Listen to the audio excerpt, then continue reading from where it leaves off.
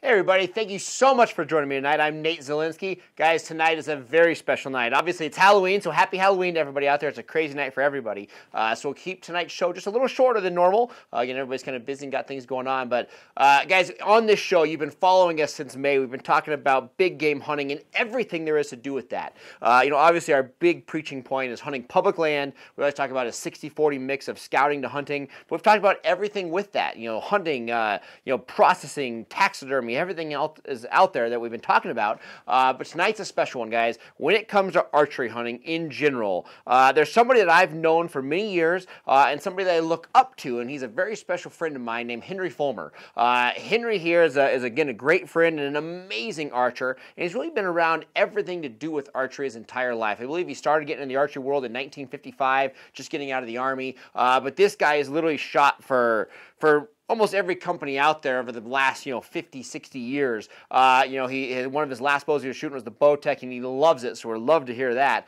But guys, he's literally started off with everything. He's owned a string manufacturing company. He's been a rep for different companies. I mean, you can hear all the kids right now running around for Halloween.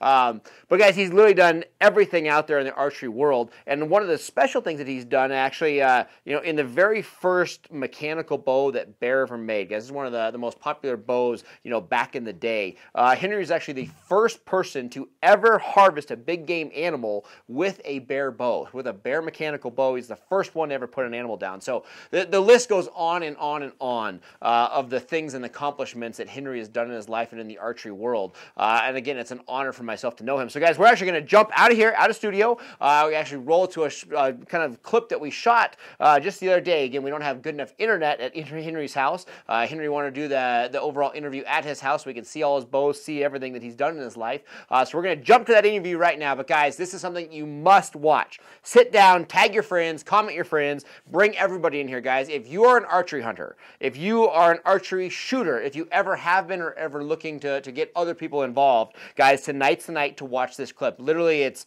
history right here of the entire archery world, guys. So we're going to jump to that clip right now. I hope you enjoy it, guys. And comment your questions here. I'll get with Henry and we'll get all those questions answered. All right, guys, Nate Zielinski here. I am literally standing in history. I'm with a great friend, an honor to call you my friend, Henry Fulmer.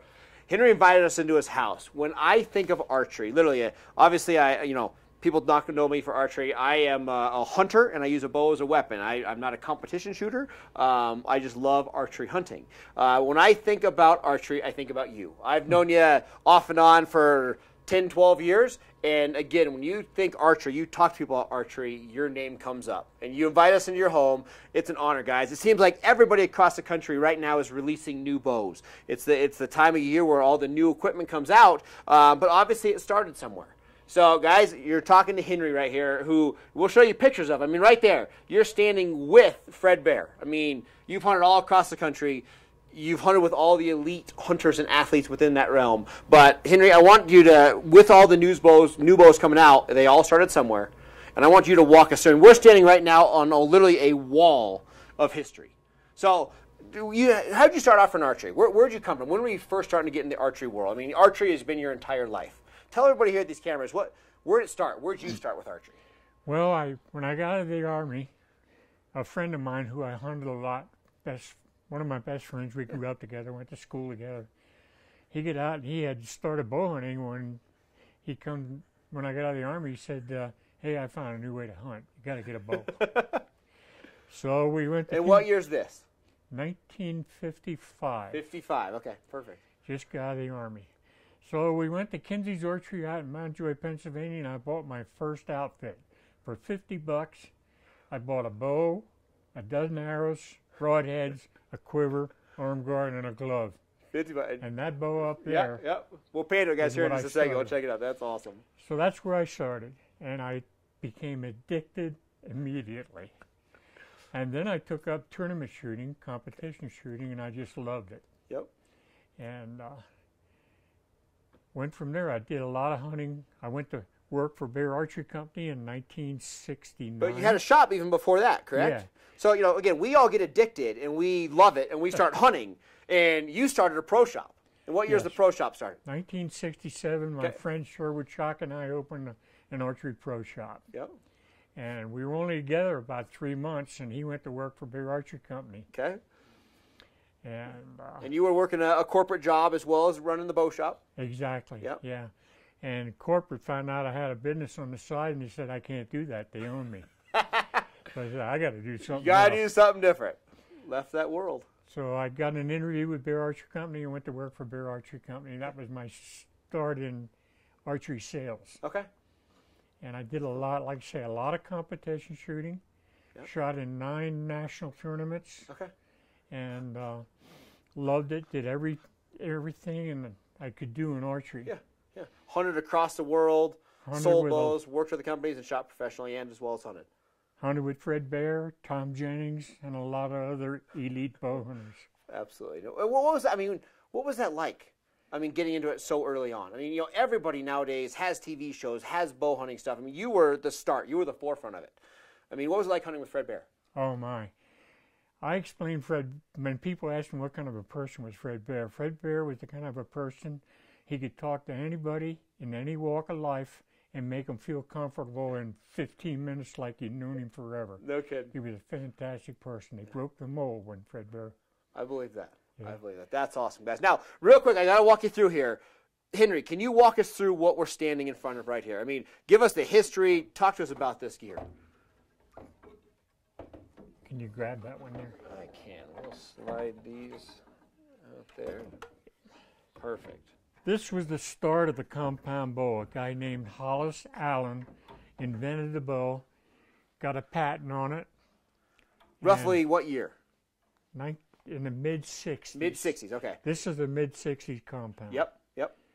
And little history on this, because I was kind of in on the ground floor of this bow. Okay. My friend Sherwood Schock at the time was editor of TAM magazine, which later became Archery World. And that was like the forefront of the magazine world for archery. Yeah, in mid-60s. Okay. So Tom Jennings was, he wrote articles for the magazine. Okay. Hollis Allen Yep. got a hold of Sherwood and wanted, what he really wanted was some free publicity for this bow, Yep. this new technology, Absolutely. this new thing that was I mean, gonna, guys, everything was stick and string before this, literally right here. This is it. This is the first one. Yep, first one, mid-60s. First one. Okay. So he finally sent Sherwood a bow to his office, to the Archery World magazine office. Yep. And we took the bow, one like this, to our archery range. We shot it for a while. We were not impressed. And so Sherwood sent the bow to Tom Jennings, Yeah. who made recurve bows Okay. out of California. Yep. Tom made the Smithwick Citation recurve. Tom immediately fell in love with the compound. Okay. And he bought the first license from Allen, Okay.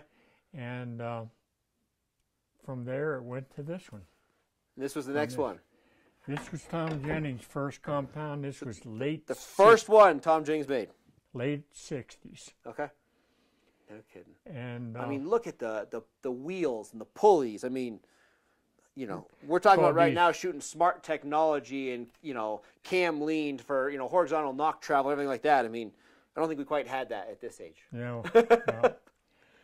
So the bow started taking off at that point big in California. Okay. It started winning all the tournaments out there. Tom took on a partner. His name was John Williams. Okay. And John was one of the best tournament shooters in the country, and he was winning. And they go to the national tournaments, and these compounds start coming in, and they were winning. Just taking over the tournament world. Everybody at that time said, "It's never going to fly. Oh, it's not gonna stick. Compound is not going to fly."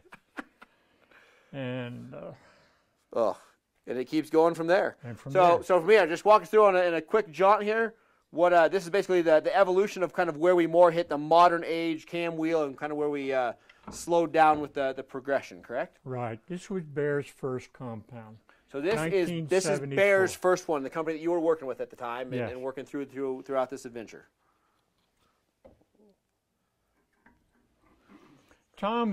Jennings was very responsible for a lot of the innovations in compound bows. Okay. The first two-wheel compound, Yep.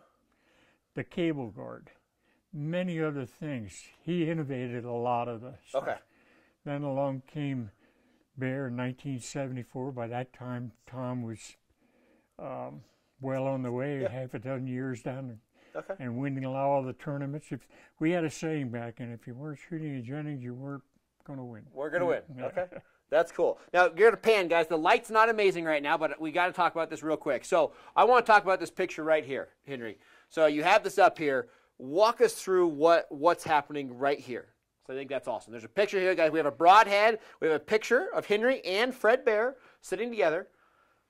And you're using a bow similar to this. Walk us through what happened with that experience. Well, again, Bear went to the National Field Championships in 73 or 4 and saw the compound was it. So they went home, Fred and his men, and went to work on a compound bow, and that's when they came up. And this is the bow that they released. Okay. When I worked for Bear at the time, we had 18 salesmen covering the United States. 18 across the country. Across the country. They split us up to 2 9-man teams and had a sales contest. Yep. And our sales meeting in September of 1974 was all about the compound. This is like breaking ground. Yep. And we had a sales contest, and the winning 9-man team stayed up and hunted with Fred Bear in Grouse Haven, Michigan. Okay. Grouse Haven, Michigan. Again, guys, if you won the sales contest, 9 guys got a hunt. Right. Okay. So we went with Fred to